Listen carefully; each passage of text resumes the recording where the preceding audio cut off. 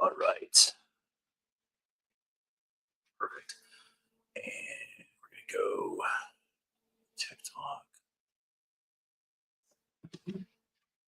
Sorry, guys, just getting set up. We chug some coffee before TikTok. That's the worst thing about filming TikTok videos is that they have like a 10-minute timer. So I feel like I'm always under the gun creating content for TikTok. Although I probably should do it live. Who knows? I don't know, man. I'm just trying to survive out in these streets.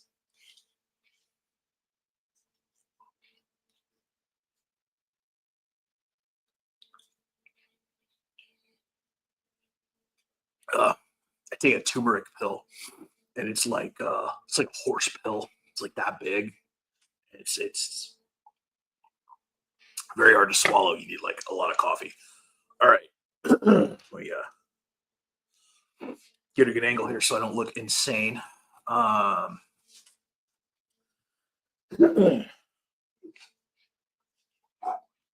Game face on. You guys ready for this? God, you guys watching this from LinkedIn with your coffee in hand. I'm so sorry because LinkedIn is supposed to be like the professional, you know, the professional networkers platform, and yet you see me like just waking up 6:30 in the morning, pre-coffee, about to go to the gym. So I usually look like a vagrant. I feel like my videos are lit like hostage videos, and people on LinkedIn just look and kind of have like pity. Um, it always makes me laugh thinking about somebody in a suit, like downtown San Diego, some executive, and they're like, "Yeah, the guy looks good on paper, but my God, if you see his videos, he looks homeless."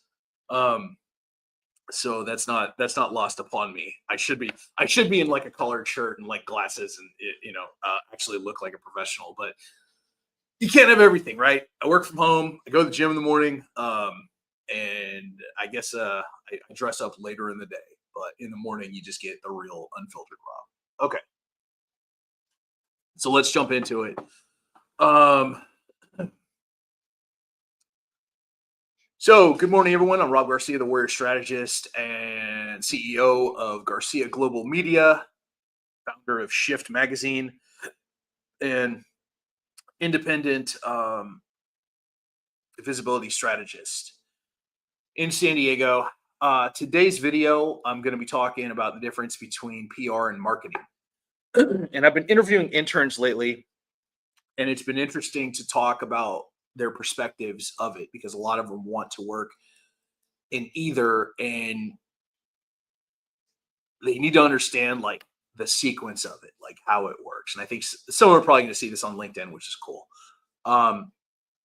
It's important to understand that PR and marketing are two separate things, and this short training will be important whether you're a business owner or looking to get into the field or just want to know more about it. I feel like everybody, entrepreneurs, business owners, CEOs, practitioners, should all know this information. It's super valuable because I didn't know this for years. Okay, as I got into the entrepreneurial depths.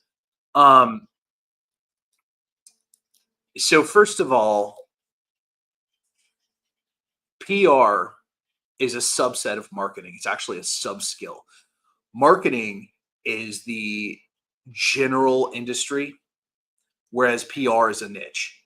It's smaller, it's more specialized, the actions are different, it requires different tools, um, and you have to develop different skill sets. Now, here's what's interesting: marketing usually cannot get you PR results. PR can get you marketing results like sales and leads and traffic. Okay, because that's why we do marketing: sales, leads, traffic. Uh, so it's important to know the difference. And if I were to explain it like super like simple third grade terms, like if I was explaining it to a kid, marketing is outbound actions to get sales leads. PR is outbound actions to get interviews and features. That's it. Pretty simple. Um, don't overthink it. But now that you know those definitions, you know what your actions can be to get closer to those results that you want. So let's see. both require specialized software, and both require an understanding of the width, the horizontal playing field of both, right?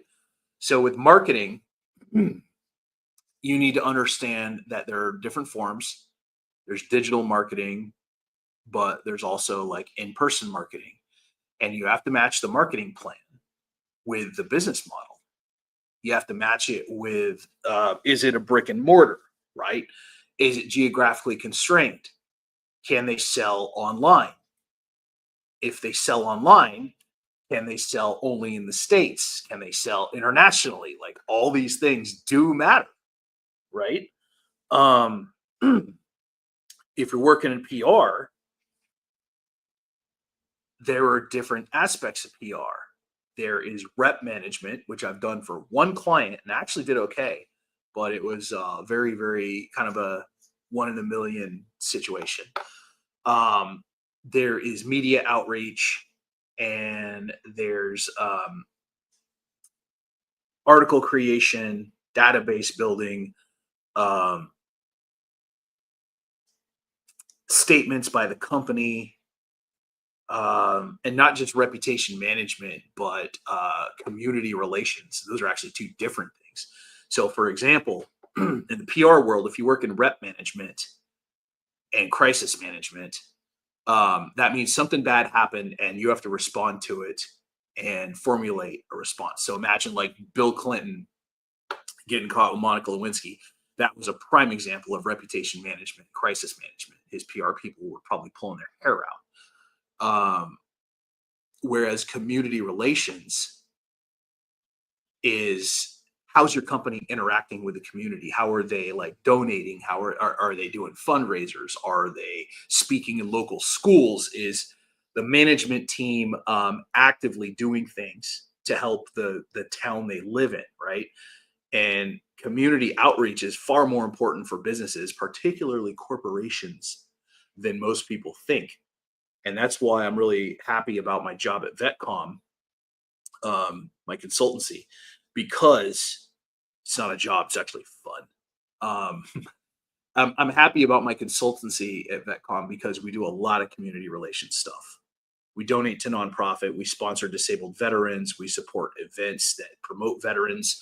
Um, the CEO is not locked up in an office somewhere just hanging out, going over spreadsheets. Um, so it's a very interesting experience. So, understanding this will allow you to hone your skill sets. So, like I said, I'm interviewing interns, and one of the questions I got asked a few times was, where does social media fall into this? And that's a great question, because social media is something that can benefit both fields. If you have good social media, you can get sales, and that's marketing. But if you have good social media, you can also get media interviews, and that's PR. So a good foundation and understanding of social media can be very beneficial regardless of which field you're working in. And some of the people I've interviewed, holy shit, their social media skills are unbelievable. They're sending me portfolios with like crazy, crazy numbers. Hey, I worked on a campaign, got 1 million+ views. TikTok. It's like awesome. Um, so we welcome Kevin and Jared. For most companies, I feel like in the early days, you need I mean, obviously, this is like the most basic business advice, but you need a marketing budget every month. You need to review your marketing actions, see what's working, and you also need a PR budget. And this should be 80/20. The marketing budget should be 80% of your expenditures for that particular expense, and the PR budget should be 20%. So whatever you're gonna, for your outbound actions, whatever money dollar amount you're gonna put into it, marketing should be 80%, PR should be 20%. Um,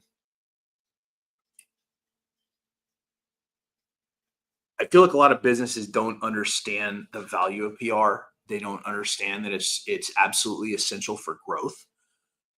Visibility super important. I've more than once many, many times. I've taken somebody that's completely unknown and gotten them in magazines. I've issued nationwide press releases going out to hundreds of media sites. I've gotten newspapers, gotten 34 people on TV. I've broken 4 businesses. And what I mean by that is I sent so many leads to them because of media interviews that their infrastructure collapsed or their website died or they were completely flooded with orders. And it's not it's something that if you work with me, there's a chance. Ted Fox, my unicorn, when we were first working together, his article went viral, and he had a power outage for like a day or two. And when he came back, there were 300 emails in his inbox. That's the power of good PR. Kurt Balish, the very first time I knew he had a great story, and I pitched him to the Fayetteville Observer, and people will tell you stupid things that don't work in PR. Like, yeah, newspapers are dead. Okay, well, here's a story for you about newspapers. When I met Kurt Balish, I pitched him the Fayetteville Observer, the largest newspaper in his area. He got front page, and he got 6 months of orders, and he actually had so many orders he had to buy or get a bigger loan for a facility. Like, he had to get a larger facility to fulfill the orders. It actually helped him expand because he got in Fayetteville Observer, and then and then his launch comes around, and I pitched him, and I got him on like a CBS camera crew, so he got on the news. He got on the news for that, and his systems were momentarily overwhelmed. And that's a good thing, but you have to be ready for it because some of you guys will go viral. I can't promise it for everybody, but I've had a couple clients get wildly popular, because they've gotten some crazy media interview. So I'm gonna shut down TikTok right now because I'm not even sure what's happening. Okay, no, TikTok was a hard fail today. That's okay. Can't win them all, right? Yeah. All right. We'll stick with Facebook and LinkedIn today and YouTube. So we say good morning, Kevin, Jared, Joe. I've been doing a lot of video this week, guys, and I'm on a really good routine, which is awesome. Going to bed at 7:30 or 8, waking up at yesterday was 3, waking up early as all hell, getting a little fitness in the morning, and then just working. And I slept in a little bit today just because yesterday I did 15 and a half hours working, and I did a beach run, so I was a little exhausted. Speaking of being a badass, boom. You guys know this was coming. So Bad Boy Hot Sauce, Sean Kanan, star of Karate Kid 3, Mike Barnes, put out this amazing hot sauce. This is Cobra Venom. I put this on my steak yesterday and my mouth was on fire. Cobra Venom's no joke. Do not douse your steak in this, like small drops, unless you have a good constitution. This is made with Carolina Reaper. This will mess you up. I'm just saying. It's rated 10 out of 10. I don't know what it is on the Scoville units, but it's intense, like a roundhouse kick to the face. Get it at badboyeats.com. Highly recommend. All right.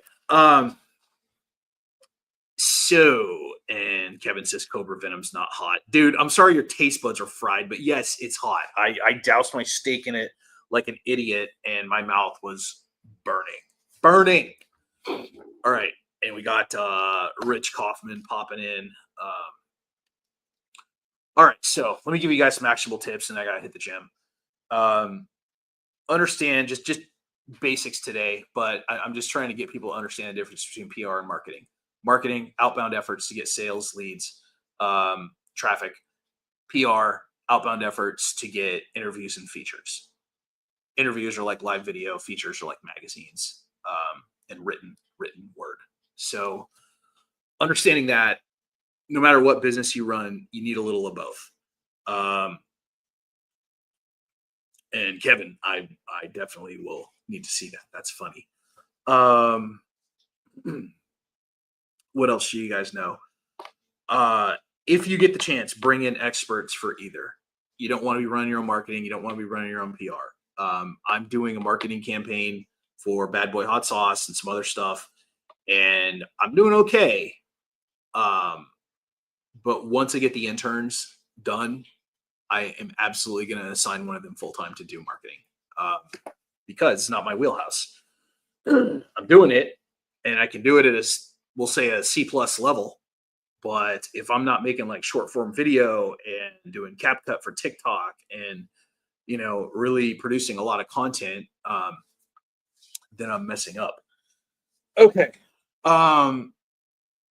Real quick, don't fall for PR scams. PR is not the same. Every expert has different tools in the tool belt.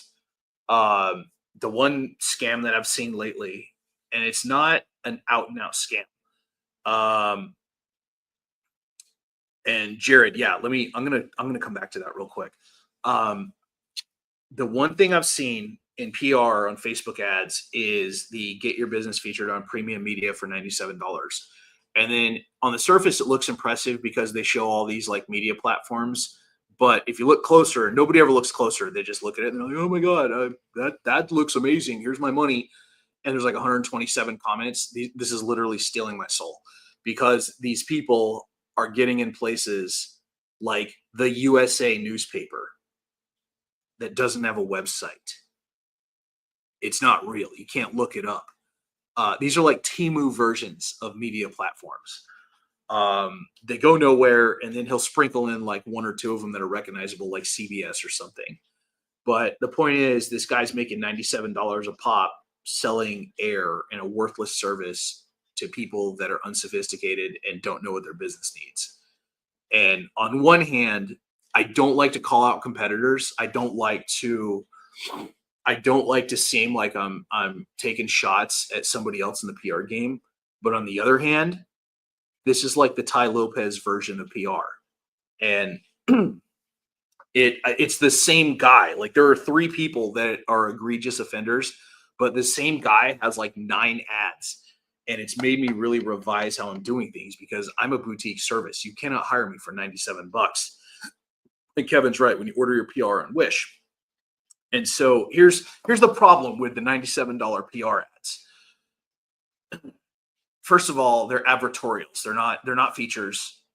They are paid advertising on the back of some unknown website. That does not give you proof of concept, does not give you credibility. It does not give you leads, and nobody is seeing that and going to your website and buying from you. It does not convert to sales. I mean, you can put, CEO Monthly or Chicago Gazette on your as featured on, except it doesn't mean anything. These aren't like real media platforms with subscriber bases and fans. It's not, it's all a lie. Like the Wizard of Oz. You pull back the curtain, there's nothing there. So it's really, and of course, every single day, because I've been talking about it, like every single day I'm seeing this guy's ads pop up more and more. Stay informed, guys. Don't fall for this stuff. I feel I just, and it pisses me off because this guy is selling desperation, and it's pretty much a bait and switch. He's making it appear like it's an interview with a premium media service, and it's not. It's a shitty advertorial that has no results. So that's my 2 cents for the day. That's my warning. Is just be careful when you see those $97 ads. Just go, oh, that's what Rob was talking about. And I have to be really careful, because I don't want to be a crazy person and start teeing off, because people will accuse me of being negative and, so what, dude? Doesn't affect you. Well, it does, because you're in my industry and you're peeing in the pool. So that's how I look at it. Let's go back to Jared's thing real quick. It's also important to know that marketing and digital marketing have a Venn diagram. They aren't always the same. It's important to understand the difference between when you need marketing, like traditional marketing, like newspapers, flyers, whatever, and when you need digital. There is still a very real value in advertising in newspapers. There's still a very real value in mail flyers. a very real value in old school traditional marketing that is non-digital. If you have a business that is local, keyword local, are you geographically constrained? Are you a brick and mortar? If I had a bakery, when was the last time you saw a bakery? If I had a bakery, and I don't mean the pot kind, I mean the bread kind, um, I would absolutely be doing newspaper ads and digital. So if you have a fixed brick and mortar, um, it's important to understand traditional and non-traditional as well. For you, local based people, say you got a business that services a 30 mile area, right? You're a contractor, you're an auto detailer, you're something that requires proximity. Nextdoor should be where you're going. You should be posting every single day on Nextdoor. And here's why. Here is why. Nextdoor is geographically centered. So whatever town you're in, if you're like Rue Munoz and you're in like St. Louis, somewhere dodging bullets, um, Nextdoor will pinpoint people around you. And when you post, it'll be seen by people in your area. Now, you can't do business posts and self promotion on Nextdoor, but just like Facebook groups, there are ways around it. So if you tell like little stories, if you um, third person narratives or first person narratives, whatever, either or, and show your work and tell stories around your work, make it an ongoing narrative, you'll get around those rules. That's what I do for Facebook groups. I don't go into Facebook groups and pitch. I go in there and teach. And guess what? People see my stuff and they message me. They come find me because I sound sort of smart. I have really good results. But Nextdoor is an amazing marketing tool if used right. My friend Jacob the handyman, he dominates San Diego. This dude's won like a Nextdoor award for being one of the greatest contractors in the San Diego area. And they literally gave him an award from Nextdoor because he dominates business. He doesn't even have to advertise. He just posts about it and he gets recommendations like crazy. So I hired this dude to hang all my paintings and my not paintings, but my magazine covers and all the stuff on my walls. And he came did an amazing job hanging it up. Um, let's see what else. So if you're doing marketing for something that's local, Nextdoor is a valuable asset. Um, Circular flyers, newspapers, brick and mortars. Things are different. Things affect different demographics. If I'm an older retired person, I'm going to be reading the newspaper every single day. I'm going to be reading magazines. I'm going to still be doing old school stuff. Um, it's important to think about all this when you're crafting your marketing plan, and then also budget's important and knowing Rue's right. Postcards, door hangers. Yes. Um, it's important to know the relative value, and this is a big one. This is why you need experts. It's important to know the relative value of each form of advertising. And I'm not talking about ROI. ROI is important after for your analysis and review, but it's important to know, hey, if I put $100 into Google ads, is what they provide to me worth $100 or more? Is it a force multiplier? If I put it into Facebook ads, is it worth it for the services they offer and the reach? If I put $100 into Reddit, if I put $100 into Pinterest, and I'll tell you right now, from what I've heard, YouTube and Reddit, or sorry, not Reddit. God, don't advertise on Reddit. I tried Nextdoor, extremely low cost, but also had some really crazy size constraints. Your pictures have to be really small, and they give you like 60 freaking letters. But it was enormously cheap and went out to like all of California. So, buyer beware. Nextdoor was good value. I hear that Pinterest is very good value, and it's important to do some split tests. Like I've been doing a lot of Facebook ads. I've probably done about $800,000 in ad spend for just testing out stuff. And in perspective, like somebody like Jared, you're like, dude, that's not shit. That's not a lot of money. But I mean, considering I've been doing this for like 2 months, that actually is um, for what I'm doing. These are small campaigns, obviously. Um, so it behooves you guys. Jared's right. Putting $100 into Google, waste of space. Nextdoor and Facebook would be best on smaller budgets. Yeah, bro, agree. Um, Choosing demographics and filtering, that's why Facebook's worth it. I haven't run ads on Pinterest yet. I did run an ad on Reddit. I just popped a video in there. And here's the interesting thing about Reddit. First of all, it's mostly guys, mostly young guys, and a lot of them are just very antisocial. And if you leave comments on next time you scroll on Reddit, watch the ads. And if you see an ad that's like an average ad, it's a normal ad, but it's got 400 comments, there's a reason for it. And here's what's hilarious. Redditors are so angry at the world if they see an ad with comments left on, and there's a reason why only like 1 out of every 8 ads has the comments on. They're going to go in and they're going to leave 500 words, either from horror stories or I hate to say it, but gay hookup stories, or they're going to draw, we'll say, body parts.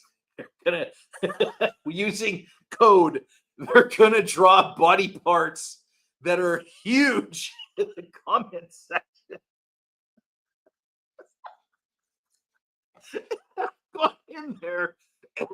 You see a body part that's like this big in the comment.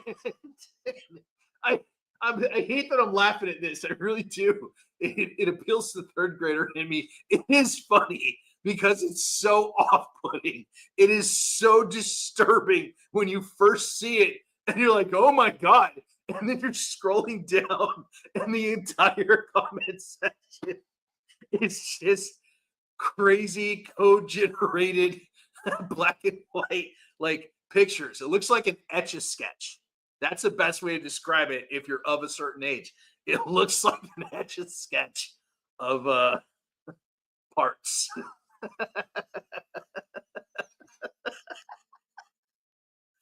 Oh, wow. So anyway, that's why you don't take out ads in Reddit, because they don't convert and you're just gonna get roasted.